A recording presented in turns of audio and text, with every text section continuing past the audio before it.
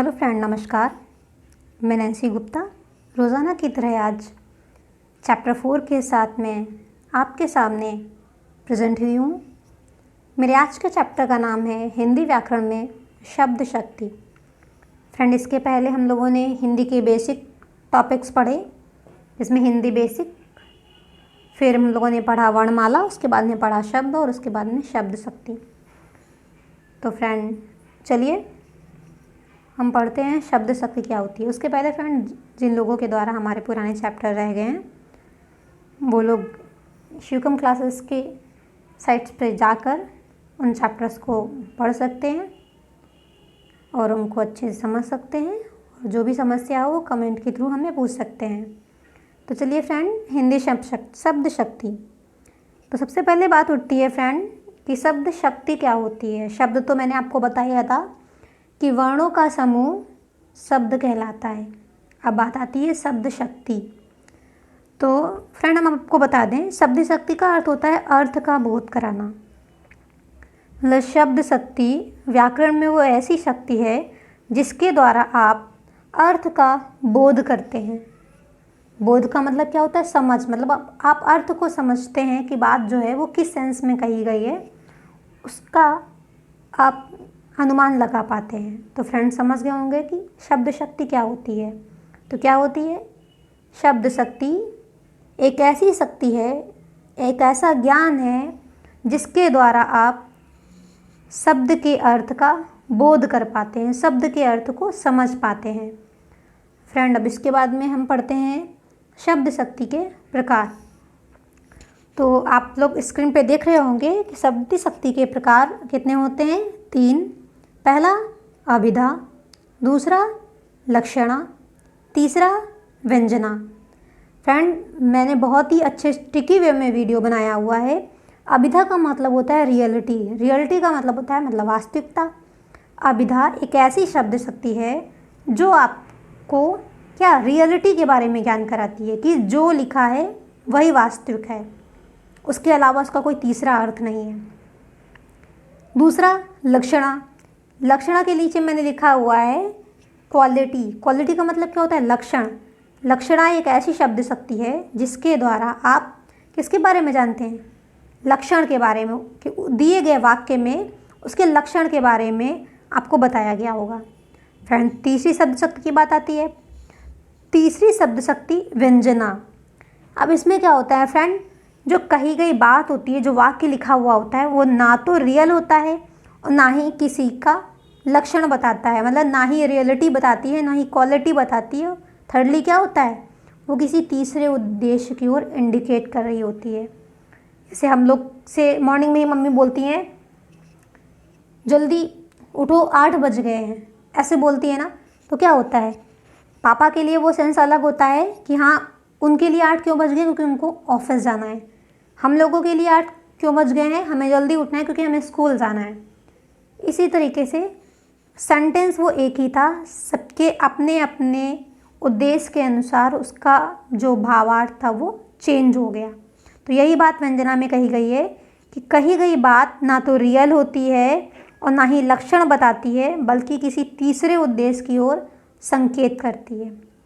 अब फ्रेंड, इसके बारे में हम आपको डिस्क्रिप्टिव जानकारी देंगे। तो चलिए अगली स्लाइड में, जिसमें दिया गया है अभिधा। अभिधा फ्रेंड, हम लोगों ने बताया था कि अभिधा क्या होती है? रियलिटी, मतलब वास्तविकता के बारे में बात करती है।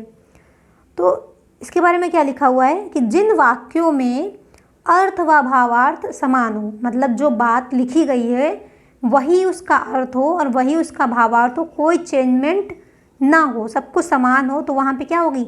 अभिधा शब्द शक्ति। फ्रेंड, उदाहरण से समझेंगे। सूर्य पूर्व से निकलता है, इसका फ्रेंड क्या अर्थ निकल रहा है? तो हमको पता है सर, क्या बोलते हैं इसको, 100% सत्य है कि सूर्य पूर्व से निकलता है। कुछ भी हो जाए, इधर से उधर पूरी दुनिया हो जाए, हम सूर्य कहाँ से निकलेगा?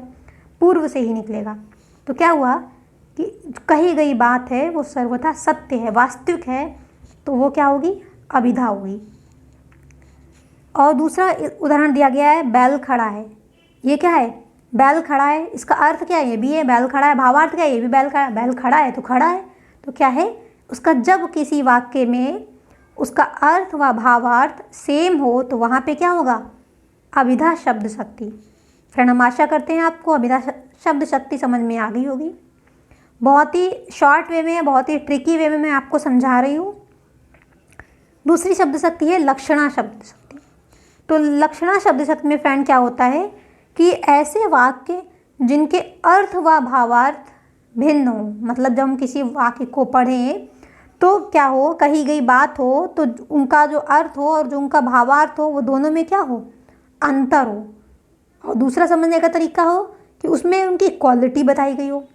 तो फ्रेंड मैंने उदाहरण लिया है, मेरा भारत स्वर्ग है।